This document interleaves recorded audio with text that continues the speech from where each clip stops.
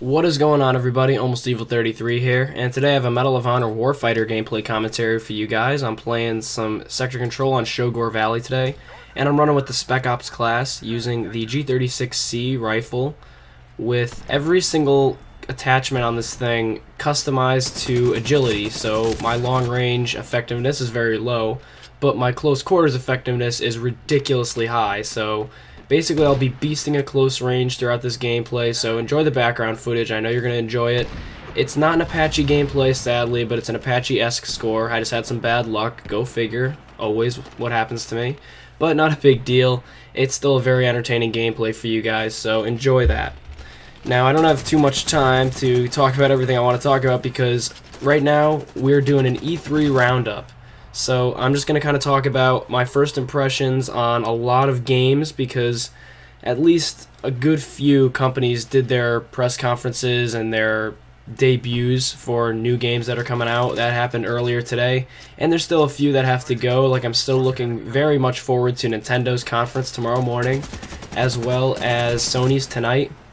And I'm just looking forward to all that stuff, but I'm going to talk about what has been seen right now as I'm making this commentary because I figure at this point in time, I just want to get my opinion on some of the games out there, my first impressions. A lot of people have been kind of expressing interest in the YouTubers' opinions on all these things and their first impressions, so I figure I'll go ahead and give mine. I was live tweeting the Xbox, Microsoft, whatever you want to call it, that debut, and I was also going to live tweet the EA one, but I was too busy with other stuff, so that didn't happen. But I did watch that, so I've watched Konami, Microsoft, and EA for the press conferences. So far I have a list of games that I'm really looking forward to seeing, and I'm just going to have some side notes on each one. And obviously there's the big elephant in the room of Battlefield 4, and that's the last thing I'm going to touch upon. So if all you're interested in hearing about is that, you can fast forward a little bit later to this video. But I'm going to start with the Xbox 360 and PS3. So obviously these consoles are going to be replaced by the Xbox One and the PS4, but there are a couple small things announced for them. Number one is Metal Gear Solid 5, and it looked good. It looked really good, and I'm very excited to be able to see that game in action when people buy it, because I've never been a big fan of the Metal Gear series, and it's not because I played it and didn't like it. To be honest, I've never played them in full. I mean, I've seen people play them and stuff, and they look great, but I never got into it. So hopefully all those Metal Gear fans, and I know there's a lot of them out there, hopefully they'll enjoy that game because it looks great. The second point is a new Xbox 360 design was released today, and it looks similar to what the Xbox One is going to look like, and it's just being released today, which I think is very surprising. I didn't expect that, but I guess that's what Microsoft wanted to do. I guess they want to milk every single penny that they can out of the Xbox 360 and their current gen console. So that's interesting. However, in addition to that, they announced a couple little interesting details on my last note for current gen consoles, and that is for Xbox 360 Gold members right now, starting July 1st, we are going to be offered 2 free game downloads each month from the Xbox Live Marketplace.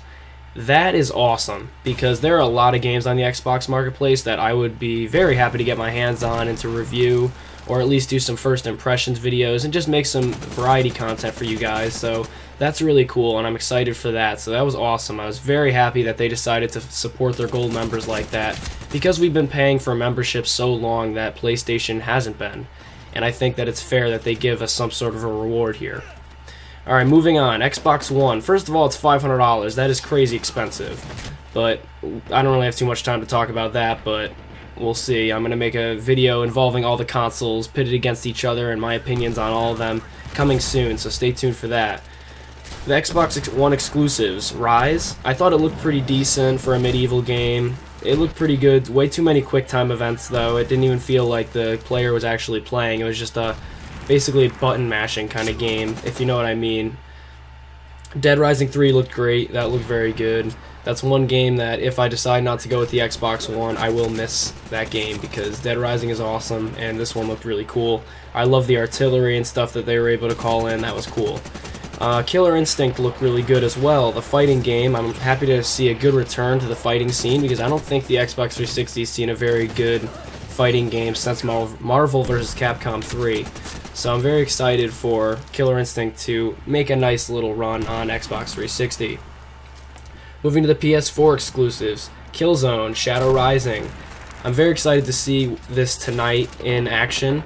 I believe it's going to be presented at E3, so hopefully we'll be able to keep our fingers crossed that we'll see some gameplay from that. And I'm sure it'll be awesome because Killzone is a great series, and if I switch to PS4, I'll be very happy to take part in those games. And there's much more to come tonight with the PS4. Xbox had some surprises today, like Mirror's Edge 2, which looks good, and I'm hoping that Sony will deliver some surprises tonight at their press conference. Alright, so for both consoles, what am I looking forward to? Destiny from Bungie. That's going to be a great game. It might be the next Halo. I'm excited. I'm going to be completely honest. Here's a big surprise. Star Wars Battlefront. This I am so stoked for. Oh man, this is going to be good. The Battlefront games that were on the original Xbox, and I'm not sure if they were on PS2, but those games were awesome.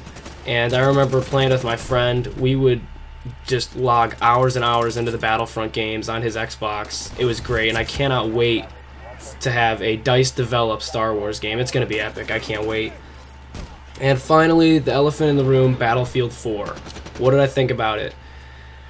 Well, they showed first the single-player campaign from Microsoft's Expo, or their little conference. They showed the single player, I believe it's called Angry Sea. That was the trailer, and it looked great. They had the whole naval warfare aspect presented because they were on a huge carrier, and that was really cool. The destruction was fantastic. There were jets sliding off into the water from the carrier, and the explosions were phenomenal. Everything was great, so I was very impressed with that. But obviously, you know, we're sitting here, we're all waiting for the big important multiplayer reveal, and that's exactly what we were excited to see, and that's what we got, because the multiplayer reveal came with EA's press conference, which was called Download, and we were able to see some very awesome and interesting game footage from the actual multiplayer. They had 64 people on scene playing on PC, and it looked fantastic. They announced 64 players for consoles and servers, and that's incredible. That's awesome. I'm so happy to hear that. And another big announcement is the return of Commander Mode from Battlefield 2, and true Battlefield veterans are going to be very happy about that, which is great. I think it's going to bring a whole new level of skillfulness and tactfulness to the Battlefield, and I'm very happy about that. I'm so excited to see what they can do with Battlefield.